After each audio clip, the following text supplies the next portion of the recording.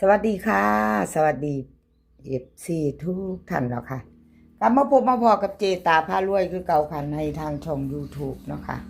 คลิปนี้เจตาก็จะว่างแนวทางของเล่าพัฒนาค่ะเล่าพัฒนาจะเป็นของวันที่25เนาะค่ะเป็นวันพุธ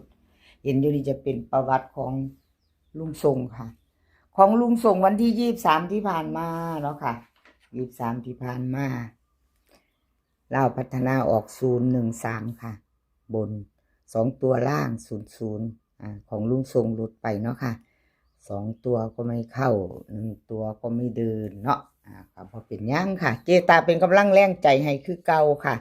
เบิ่งประวัติเพิ่นอีกงวดหนึ่งเจลุงทรงหลุดไปเนาะค่ะ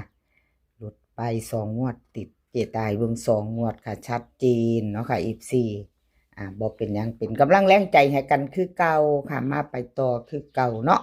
เลขทุกตัวเอามาวางเพื่อเป็นแนวทางโปรดใช้วิจารณญาณในการรับชมเป็นอย่างสูงค่ะมีเขามีหลุดบอกเป็นยังค่ะเป็นกำลังแรงใจให้กันคือเก่าเป็นเพียงแนวทางเนาะเป็นกำลังใจต่อไปวันที่25มาลุ้นใหม่ไปต่อกับลุงทรงค่ะกราบขอบบุญขอบคุณลุงทรงหลายๆเด้อค่ะที่ให้แนวทางมาว่างทางช่องของเจตาเนาะค่ะกราบขอบพระคุณเป็นอย่างสูงค่ะเพิ่นก็ให้แนวทางมาตลอดเนาะค่ะลุงทรงกราบขอบบุญขอบคุณหลายๆคลิปนี้จะมี3 เซียนดังเด้อค่ะ3 เซียนดังลุงทรงปล่อยเปรตแล้วก็รับสายด่วนค่ะ3 เซียนดังFC มีไผอยู่ในใจเนาะค่ะ3 เซียนนี้มาไปตามต่อน้ำกันรับชมรับฟังแล้วก็เตรียมแคปหน้าจอไว้รุ่นใหม่วันที่25เนาะค่ะชอบของผู้ใดก็จัดของผู้นั้นเนาะแคปหน้าจอไว้ชอบของใครก็จัดของคนนั้นเนาะค่ะมาไปต่อกับลุงทรงวิ่งรูดเพิ่นให้มากค่ะลุงทรง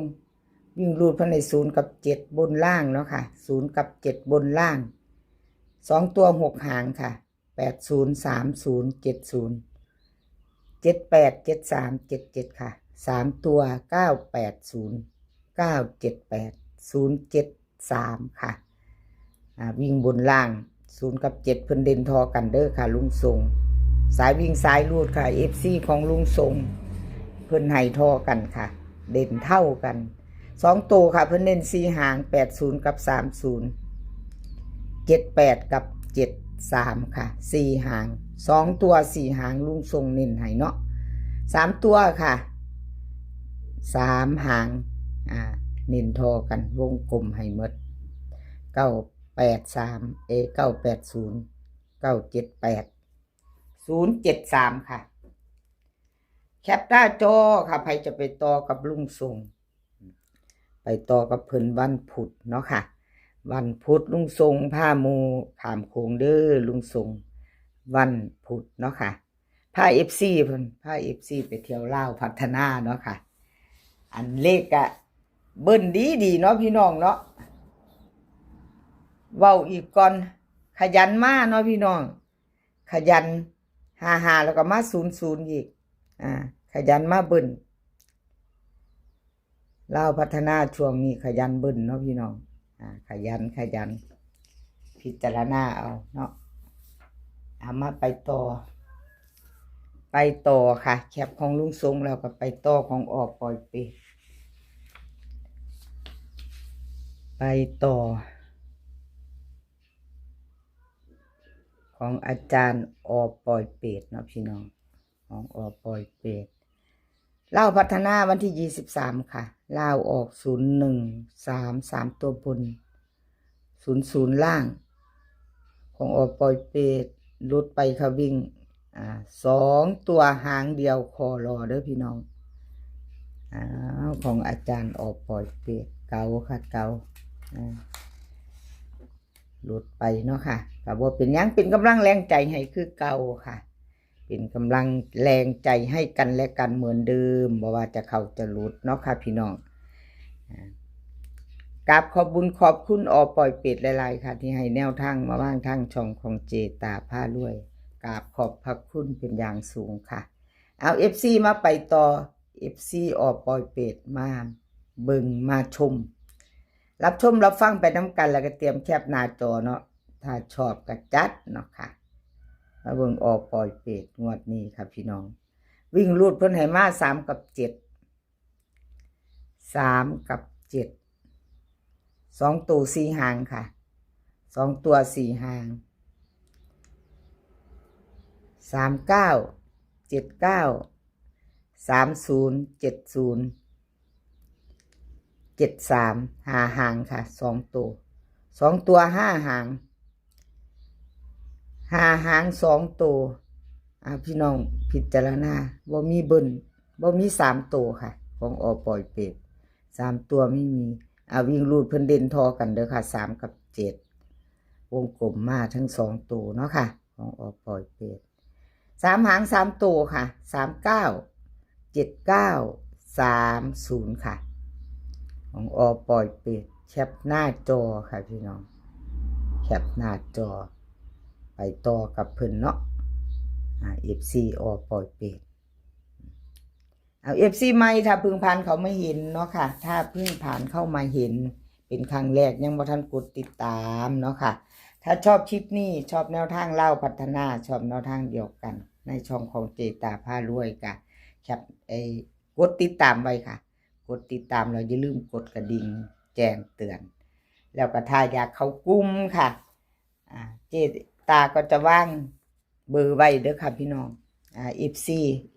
ใหม่บ่ว่าจะ FC เก่าถ้ามีใครจะเข้ากลุ่มน้ำเจตากะเข้าไปในไลน์เนาะค่ะเจตาจะว่างเบอร์ไว้ให้เจตาก็จะดึงเข้ากลุ่มเข้าฟรีค่ะเข้าฟรีเดี๋ยวเจตาจะว่างเบอร์โทรเนาะค่ะรับสายด่วนค่ะเห็นอยู่นี่รับสายด่วนวันที่23ที่ผ่านมาค่ะลาวพัฒนาออก013ค่ะ3 ตัวบน00ล่างรับสายด่วนรุดไป2 ตัวเนาะค่ะ2 ตัวมา1 ตัวค่ะ2 ตัวเพิ่นมาตัวหนึ่งอยู่เนาะเขามา3ค่ะพี่น้อง FC รับสายด่วนสายวิ่งรูดเนาะมาเบิ่งอีกงวดหนึ่งค่ะเพราะเจตาให้เบิ่ง2 งวดเนาะค่ะงวดนี้หลุด55บนวันที่23มา00ล่างพี่น้องขยันมาเอามาตามต่อค่ะกับรับสายด่วนวันที่25ลาวพัฒนาวันพุธ20:30เนาะค่ะตามต่อไปใหม่FC รับสายด่วนชอบกระจัดขัดกระพานเนาะค่ะแนวทางใหม่ของเพิ่นรับสายด่วนลาวพัฒนาวิ่งรูดเพิ่นให้มาค่ะ8 กับ 4 2 ตัว 4 หางค่ะ82 83 42 43ค่ะเบิ้ล88 44 3 ตัว 3 หางค่ะ3 ตัว 3 หาง842 482 483ค่ะ3 ตัว 3 หางเนาะวิ่งรูดค่ะของรับสายด่วนวิ่งรูดเพิ่นเด่นทอกันเด้อค่ะ8 กับ 4วงกลมให้ทั้ง2 ตัวค่ะสายวิ่งสายรูด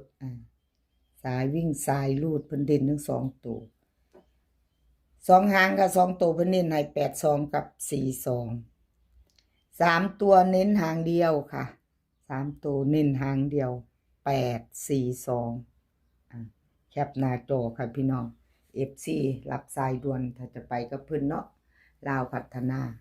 แคปหน้าจอไว้พิจารณาค่ะสายเบิ้ลขยันเบิ้ลงวดที่